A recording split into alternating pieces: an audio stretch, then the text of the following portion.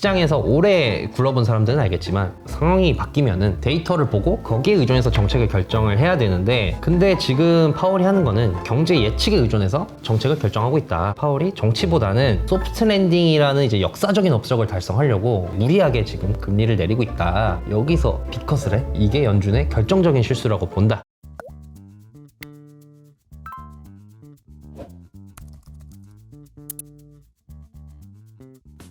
두 번째 시간은 드러큰 밀러입니다. 사실은 제가 에릭한테 이야기를 들으면서 가장 재밌게 듣는 얘기가 드러큰 밀러거든요. 왜냐면 이분은 진짜 그냥 뭐 매크로 천재잖아요. 초고수죠, 초고수. 근데 이분이 또 얼마 전에 엔비디아 내가 잘못 팔았다 그러면서 이제 또 그런 얘기도 하시고 또 인간적이에요. 되게 굉장히 뭐 멋진 분이다라는 생각이 들기도 하는데, 이번에 보니까 재무장관이 드러큰 밀러 친구가 갈 수도 있겠다 이런 얘기도 좀 나오는 것 같고요. 많은 관심이 집중되고 있는데, 에릭이 이번에 그 채널을 열었다고요? 제가 그 여태까지는 이호수 아카데미라든지 뭐 내일은 투자왕이라든지 다른 채널들에 많이 나왔습니다만, 그때마다 이제 혹시 에릭 개인 채널 열 생각 없냐? 그러니까요. 좀 너무 좋게 봐주시는 분들이 그런 제안을 좀 많이 해주셨거든요. 그래서 제가 이제 이 홀로서기에 독립을 하지 않았습니까? 그래서 결국 이제 조직에서 나와서 저 이제 홀몸이기 때문에 이제는 자유롭게 행동할 수 있다. 그래서 한번 유튜브 채널, 제 개인 채널을 좀 시작하려고 한다. 그래서 영상을 이제 보시다가 잠깐만 에릭이 하는 거 더 듣고 싶다 생각이 드시는 분은 밑에 있는 댓글을 통해서 확인해 보시면 좋을 것 같은데, 우리 서튼F가 나왔기 때문에 오늘 이야기했던 캐시 우드와 드러큰 밀러 말고 다른 이제 분들, 유명하신 분들 많잖아요. 그분들의 이야기를 채널에 들어가서 보실 수 있습니다. 근데 일단 오늘은 드러큰 밀러예요. 네, 드러큰 밀러는 이렇게 정리할 수 있을 것 같습니다. 트럼프는 생각보다 내 생각은 나쁘진 않을 것 같아요. 문제는 연준이야. 내 생각보다도 안 좋을 수도 있어. 라는 겁니다. 여기서 드러큰 밀러에 대해서 뭐 간략하게 소개를 드리자면은 전설적인 트레이더입니다. 전설적인 트레이더고 조지 소로스와 이제 파트너죠. 사실 오른팔이 아니고 거의 뭐 파트너격 아닌가. 거의 동업자였고, 뭐 이거는 너무 잘 아실 텐데 30년 연평균 수익률 30%, 30년 손해를 본 애가 단 한 해도 없습니다. 정말 역대 최고의 트레이더 중에 한 명이다. 정말 역대 최고의 트레이더 중에 한 명이고, 정말 놀라운 게 우리가 시장의 업사들이라는 책이 있지 않습니까? 그럼 특히 이제 트레이더들이 많이 나오는 책인데, 트레이더 중에 잘 나갔던 트레이더 중에서 말년이 안 좋았던 트레이더가 상당히 많거든요. 제가 최근에 또 뉴스를 보니까 이제 마이클 마커스라고 또 그분 굉장히 전설적인 트레이더였는데 계속 이제 이 수익 안 좋고 투자가 안 좋아가지고 이제 스스로 생을 마감하셨다라는 기사를 보긴 했는데, 그만큼 트레이딩이 어려운 거 아니겠습니까? 변동성의 파도를 탄다는 게. 근데 드러큰 밀러는 살아남았다. 성공적으로. 그래서 볼 때마다 진짜 대단하다. 정말요. 생각이 절로 드는 사람입니다. 그래서 드러큰 밀러가 트럼프가 되면 어떻게 돼야 되는지 이 얘기를 했다니까 너무 궁금합니다. 오늘 주요 내용은 이렇습니다. 이제 드러큰 밀러 같은 경우는 트럼프가 취임을 하면은 바이든이나 해리스가 되는 것보다 트럼프가 더 안 좋을 것 같다. 트럼프는 돈을 더 풀 거기 때문에 인플레이션이 2자릿수까지도 갈 수 있다 라고 얘기를 했었는데, 최근 얘기한 걸 보니까 그거보다는 조금 덜 걱정된다. 좋게 갈 가능성도 있다 라고 얘기를 하더라고요. 그러니까 걱정을 많이 했는데 그 정도는 아니다 이거네요. 근데 이 걱정의 대상이 옮겼습니다. 트럼프는 잘할 수 있는데 연준이 헛발질할 것 같다. 그래서 연준이 2021년 같은 실수를 반복할 것 같다 라고 얘기를 했습니다. 그러면서 이제 이런 상황에서 전설의 트레이더는 뭐라고 있냐, 내가 지금 제일 집중하는 거는 10년물 채권 숏이다. 10년물 국채 숏을 엄청나게 하고 있고 앞으로도 더 할 거고, 아까 말씀하셨듯이 드러큰 밀러 하면 또 이제 AI 투자로 엄청 화제가 되지 않았습니까? 드러큰 밀러가 또 퍼플렉시티 투자를 해가지고 굉장히 좀 이슈가 되고 했잖아요. 그쵸. 엔비디아 투자와 더불어서 이 AI에 대한 지속적인 투자로 화제가 됐는데, 근데 이제 드러큰 밀러는 AI의 더 큰 기회가 반드시 올 거다. 나는 지금 그 기회를 기다리고 있다 라고 얘기를 했고요. 그리고 또 저는 이번 인터뷰에서 가장 좋았던 부분인데, 한 중급 투자자들, 정확히는 뭐 트레이더들이긴 합니다만 중급 정도 된 투자자들에게 전하는 조언이 있었습니다. 그 조언까지 오늘 소개해 드리도록 하겠습니다. 알겠습니다. 10년물 채권 숏, 이거는 금리가 올라간다는데 베팅한 건데, 또 한편으로는 AI 더 큰 기회 기다리고 있다, 이런 거네요. 이 사람들이 드러큰 밀러 보고 매크로 괴물이라고 하거든요. 잘 맞춰가지고. 그 매크로 괴물이 최근에 매크로를 어떻게 진단했냐, 본인이 인플레이션은 드러큰 밀러가 맞췄거든요. 근데 나는 이제 70년대처럼 인플레이션으로 인한 침체를 예상했었는데 근데 생각보다 경제가 너무 강했다. 그래서 한 작년 말부터 나는 경기 침체가 올 거라고 생각한 뷰를 바꿨다. 침체가 안 올 것 같고, 드러큰 밀러가 이제 매크로를 볼 때 자기는 이제 뭐 금리, 환율 이런 걸 보는 게 아니라 나는 바텀업에서 매크로를 본다. 그러니까 지금 운송업체들이 어떻게 해가고 있는지, 소매업체들의 재고가 얼마나 쌓였는지 이런 바텀업적인 요소를 보고 이제 매크로를 판단을 하는데, 내가 그런 것들을 쭉 보니까 지금 경제가 주택시장 빼고는 크게 문제가 없다. 주택시장도 워낙 고점에서 내려와서 그렇지 이게 아주 문제되는 수준은 아니다. 그렇기 때문에 지금 경제가 상당히 괜찮아가지고 아마 한 향후 3에서 6개월, 내년 1분기에서 2분기죠. 그때까지는 경제에 크게 문제가 없을 것 같다라고 얘기를 했습니다. 근데 이제 유일한 걱정이 인플레이션이다라고 얘기를 했는데, 이게 이제 CPI 그래프거든요. 70년대. 드러켄 밀러가 제가 이제 동그라미로 표시해 놓은 부분, 이 부분에 지금 우리가 있지 않은가라고 걱정을 하고 있습니다. 그러니까 70년대 파도가 한 번 더 쳤잖아요. 인플레이션 파도가. 그때 1차 오일 쇼크 터지고 인플레 한 번 왔다가 그때 와서 먼저 그쵸. 금리 내리고 2차 오일 쇼크 터지면서 다시 한번 더 큰 인플레이션의 파도가 왔었는데, 드러켄 밀러가 봤을 때는 지난 한 1년에서 1년 반이 첫 번째 인플레이션이 피크아웃을 하고 인플레가 내려가는 국면이고, 지금이 그 바닥 아닌가. 그러다가 다시 한번 V자로 인플레가 또 오지 않을까라고 걱정이 된다라고 얘기를 했습니다. 이게 이제 아까 캐시우드 얘기할 때는 여기 이렇게 내려올 때쯤 이때 얘기한 거고, 지금은 여기 다시 올라갈 때쯤 아니냐 이런 얘기네요. 그렇죠. 캐시우드는 80년대, 드러켄 밀러는 70년대라고 보시면 될 것 같습니다. 제 생각에 둘 다 아닐 것 같긴 한데 뭐 아무튼 네. 인플레 요소들이 상당히 많은데 트럼프 규제 철폐로 인한 이 야성적 충동을 또 드러켄 밀러도 얘기를 하더라고요. 네. 기업들의 야성적 충동이 복귀했기 때문에 기업들이 돈을 엄청 쓸 것 같고, 그리고 관세 정책이라든지, 특히나 나는 이민 규제가 걱정된다. 이민 규제를 하면은 노동력이 또 줄어들기 때문에 지금 가뜩이나 미국의 일손이 부족한데 이러면은 인플레를 자극할 수밖에 없다. 그런데 이 상황에서 이 연준이 아니 이렇게 경제도 좋고 주식이랑 금도 신고가를 찍었는데 여기서 빅컷을 해? 나는 이게 연준의 결정적인 실수라고 본다라고 얘기를 했습니다. 이제 9월 달에 금리 인하를 50bp 했던 것에 대해서 슬슬 비판의 목소리가 나오고 있는 것 같긴 해요. 근데 이제 야성적 충돌이라는 말이 아까 캐시우드 때도 그렇고 레이건 때도 그런 얘기 나왔었다고 했고 2020년에도 나왔었다고 했고, 근데 이 말의 의미가 중요한 거는 결국은 기업들이든 혹은 투자자든 동물적 감각에 의해서 한다는 말은 그냥 하고 싶은 대로 한다는 얘기거든요, 그냥. 쉽게 말하면 그게 금리 안 재고 그냥 한다는 얘기예요. 그러니까 지금 금리 높아, 그냥 투자해. 지금 야, 구글도 맨날 그런 얘기, 과소 투자가 더 위험해. 이런 얘기. 지금 이게 다 야성적 충동이거든요. 근데 그런 얘기를 지금 이제 대가들이 하고 있다는 게 좀 인상적이긴 합니다. 그러면서 지금 연준이 소프트 랜딩에 너무 집착하는 게 내가 봤을 땐 제일 큰 실책 같다라고 얘기했습니다. 그래서 파월이 뭐 정치적으로 어쩌고저쩌고 얘기를 하는데, 파월이 정치보다는 자기 업적을 신경 쓴다. 소프트 랜딩이라는 이제 역사적인 업적을 달성하려고 이렇게 무리하게 지금 금리를 내리고 있다. 근데 지금 요 그래프는 파란색이 이제 금리고 초록색으로 표시된 부분이 침체기입니다. 그리고 이게 보시면은 항상 금리를 인하를 했을 때 바로 침체기가 왔거든요. 그래가지고 제레미 그랜선 같은 경우는 이제 금리 인하가 좋은 신호가 아니다. 역사적으로 보면 금리 인하를 하면은 침체가 왔다라고 얘기를 하는데, 이렇게 침체가 왔던 이유는 이제 경제가 나빠지고 나서, 그래서 경제를 살리기 위해서 이제 금리 인하를 했기 때문에 금리 인하를 하고 나서 이제 침체가 오는 건데, 근데 드러켄 밀러는 오히려 지금 파월은 반대로 하려고 한다는 거죠. 파월은 지금 침체가 미리 올 걸 예상을 하고 먼저 선제적으로 조치를 취하려고 한다. 그러니까 너무 늦게 금리 인하를 해가지고 침체가 오는 게 아니라 미리 금리 인하를 해서 소프트 랜딩을 하려고 하는데, 자기가 봤을 때 이거 안 좋다는 거죠. 시장에서 오래 굴러본 사람들은 알겠지만 상황이 바뀌면은 생각도 바뀌어야 되는데, 그러려면 이제 데이터 디펜던트 해야 된다. 데이터를 보고 거기에 의존해서 정책을 결정을 해야 되는데, 근데 지금 파월이 하는 거는 경제 예측에 의존해서 정책을 결정하고 있다. 실제로 2021년에 연준이 인플레가 일시적이라고 하지 않았습니까? 그러다가 인플레 결국 오지 않았냐, 일시적이라고 했는데 결국에 인플레 오지 않았냐, 그런 것처럼 지금도 이런 식으로 소프트 랜딩 하려고 미리 자신의 경제 예측에 의거해서 금리를 내렸다가는 큰일 날 수 있다. 난 그게 가장 걱정된다 라고 얘기를 하고 있습니다. 파월은 데이터 디펜던트 한다고 하지만 드러켄 밀러가 보기에는 얘 좀 너 또 예측하고 있네, 이런 거네요. 지난주에 이제 파월 연설하는 걸 보면 12월에도 안 하고 1월 달에도 안 할 수도 있다, 이런 뉘앙스를 보여서 드러켄 밀러가 얘기한 건지 어떤 건지 좀 반응이 보이고 있긴 합니다. 인플레가 유일한 걱정이라고 했는데 자기 생각하면 걱정이 하나 더 있다. 네, 뭔가요? 그게 뭐냐면은 기업들의 리파이낸싱이다. 기업들이 코로나 때 고정금리로 대출을 많이 받지 않았습니까? 제로금리일 때.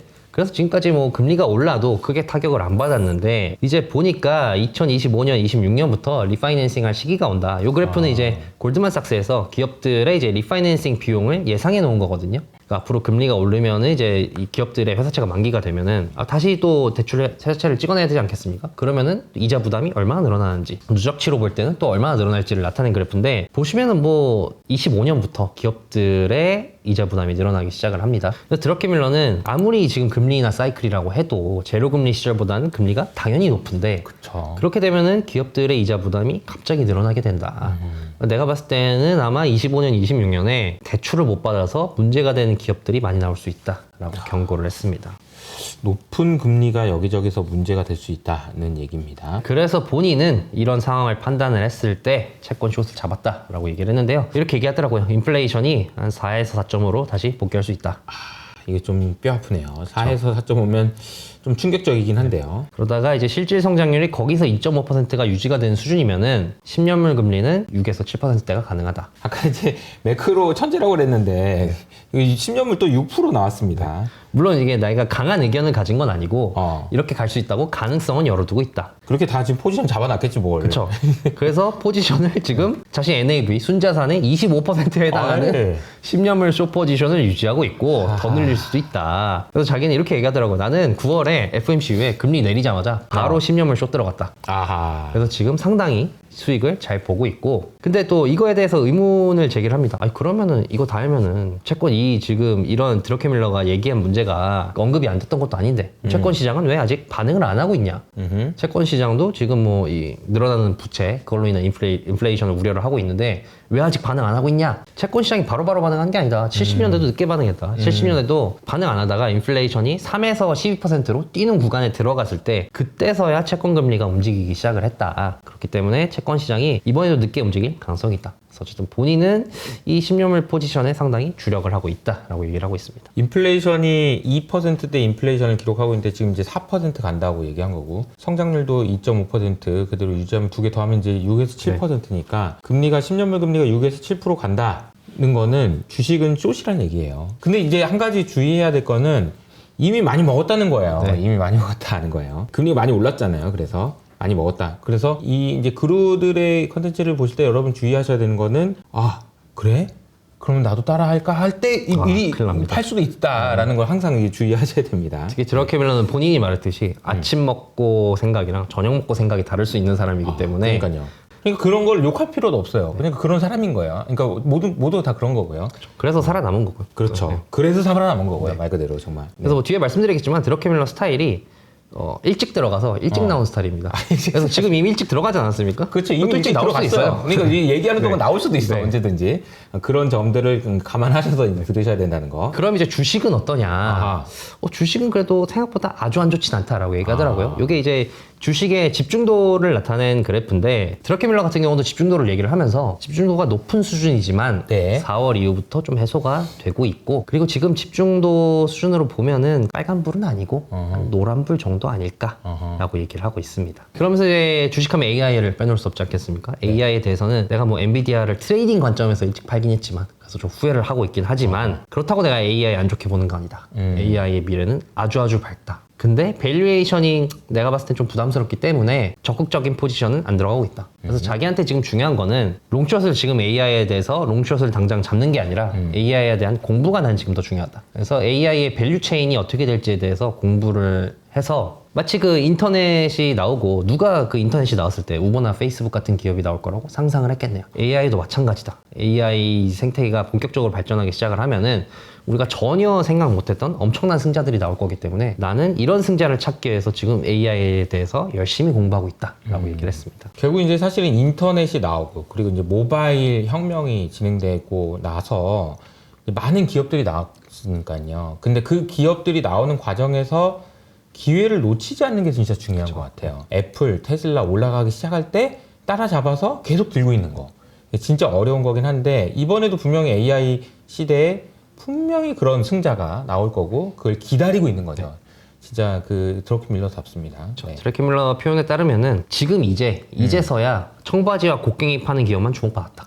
그치. 그렇죠. 이제 초창기다. 아주 초창기고 어떤 기업이 나올지 모르는 거예요. 그러니까 사실 이제 우리가 투자를 해가지고 야 금리를 언제 올리고 그래서 뭐 10년물 금리가 얼마 가고 이런 거 물론 중요한데 그냥 이런 거 하나 잡으면 끝나는 거예요. 그냥 그거 하나 잡으면 이런 거 다 됐어. 하나만 잘 잡고 빠른 시기에 남들보다 빨리 들어가기만 하면 그냥 농사 다 짓는 거다. 그래서 이게 진짜 중요한 것 같아요. 그리고 이제 이 중급 투자자들, 한 중급 정도 되는 투자자들, 뭐 트레이더들한테 조언을 했었는데 아까 말씀드렸듯이 이 드러켄밀러 투자의 특징이 일찍 들어가는 거거든요. 그래서 엔비디아도 일찍 들어갔고 이 비만 치료제도 일찍 들어갔습니다. 일라이릴도 일찍 들어갔는데 물론 일찍 나오긴 했죠. 근데 이 자기가 일찍 들어갈 수 있었던 비결에 대해서 나는 리서치보다는 직관과 차트에 의존한다. 커리어상 이제 처음에 직장 생활을 했을 때 일찍 승진했대요. 팀장급으로. 그래서 리서치 업무를 그렇게 오래 안 하고 팀장급으로 가면서 약간 직관과 차트에 의존한 것도 있고, 그리고 자기 인생의 파트너인 또 조지 소로스가 이렇게 조언을 했답니다. 투자를 하고 나서 그 다음에 리서치를 해라. 나는 이제 공부하지 말고 투자, 이거 좀 약간 좀 중급 투자자들의 중급 투자자입니다. 그 초급자들한테 이런 조언하면 큰일 납니다. 네, 그냥 보고 그냥 막 사 이런 게 아니에요. 네. 자기는 이 조언이 이 시간이 지날수록 점점 더 힘을 발휘한다라고 얘기를 했는데요. 왜냐면은 이 효율적 시장 가서 있지 않습니까? 시장이 점점 똑똑해지고 그렇죠. 정보를 뭐 죄다 빨리 선반영하는 속도가 빨라지다 보니까 내가 이거 종목 잡고 리서치 뭐 2개월, 3개월 하면 이미 가격 날아갔다. 이미 날아갔기 때문에 나는 이거 뭐 좋아? 예를 들어서 일라일리도 이렇게 투자를 했대요. 내 디즈니랜드 돌아다니면 왜 이렇게 비만 환자 많아? 그리고 이제 이 미국인들의 다이어트에 대한 생각을 보면은 내가 뭐 열심히 샐러드를 먹고 운동을 해서 빼자 이게 아니라 어떻게 쉽게 살 빼는 방법 없나? 이런 거에만 집착을 많이 하는 사람들이기 때문에 그런데 비만 치료제 나왔다? 그리고 비만 치료제가 또 매달 맞아야 돼? 이거는 마치 그냥 면도기 면도날 같은 거네. 한 번 쓰면 계속 써야 되는 거네. 그렇기 때문에 나는 일라일리 안 들어갈 수가 없다 라고 해서 빠르게 판단했다고 얘기를 했거든요. 그래서 이제 이렇게 얘기를 하면서 좋은 리서치와 좋은 투자는 다르다. 그래서 좋은 리서치가 좋은 투자에 연결되는 경우가 많지만 근데 투자와 리서치는 결국엔 다르고, 그래서 내가 좋은 리서처가 펀드 매니저가 됐다가 여러 사람 인생 조진 거 너무 많이 봤다. 맞아요. 그래서 이제 세상에 좋은 리서치는 많기 때문에 이제 투자자 입장에서 해야 될 거는 이 좋은 세상에 나온 좋은 리서치들을 내 투자에 어떻게 활용할 거냐, 이거에 대해서 고민하는 게 중요한 거 아닐까라고 얘기를 했습니다. 고민하다 보니까 이제 드러켄밀러가 찾은 방식이 일단 먼저 투자하고 조사하는 거, 이렇게 되는 거고요. 이제 뭐 일반인이 쉽게 따라할 수 있는 방법은 아니지만 상당히 의미 있는 이야기인 것 같긴 해요. 왜냐면 너무 빠르니까. 딱 느낌이 왔을 때 들어가지 않으면 이미 다 올라가 있어. 그럼 이제 오른 다음에 또 사면은 또 물려. 뭐 이런 거잖아요.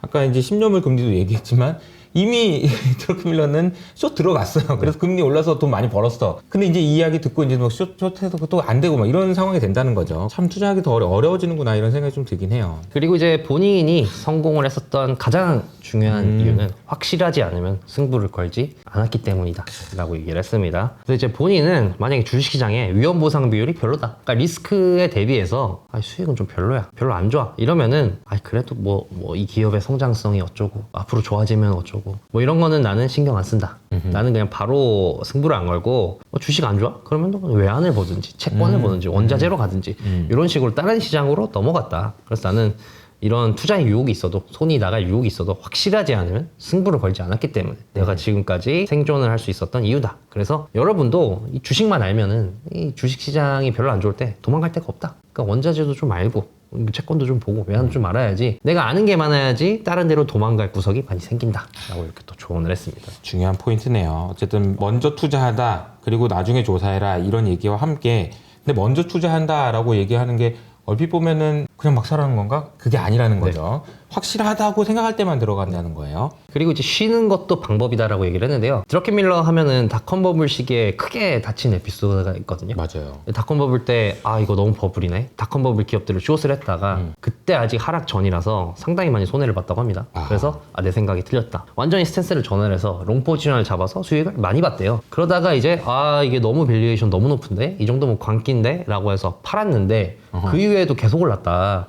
내가 배가 너무 아파가지고 내가 매도한 주식들을 다 매수했다가 완전히 큰 코가 다쳤다. 그래가지고 이제 스텝이 완전히 꼬이다 보니까 그 이후로 투자도 잘 안 되고 이래서 내가 은퇴 선언하고 한 4개월 동안 저기 아프리카 가가지고 가족들끼리 아예 그냥 뉴스도 안 보고 살았다. 근데 그러다가 이제 4개월 정도 지나서 다시 투자에 대한 생각이 돌아와서 복귀를 하니까 시장이 분명하게 잘 보이더라. 그래서 바로 이때 매매를 해서 큰 수익을 냈다 라고 하면서, 만약에 당신이 스텝이 계속 꼬여가지고 투자 판단이 어그러진다면 한번 쉬는 타이밍을 갖는 것도 방법이다 라고 이렇게 조언을 했습니다. 안 될 때 억지로 계속 하다 보면 더 스텝이 꼬이는 경우가 있어요. 안 될 때는 좀 쉬는 것도 필요하다. 그리고 그 외에는 이제 뭐 AI에 대해서 인간의 직관을 대체하지 못할 것이다. 근데 이 AI는 역시 강력한 툴이기 때문에 AI의 보조를 받는 직관 있는 투자자가 있다면은 걔가 이제 다음 워렌 버핏이다. 지금까지 내 세대들은 직관 있는 투자자가 이제 구루급으로 올라섰다면은 이제는 이제 그런 사람들이 AI를 활용을 잘 해야 된다는 거죠.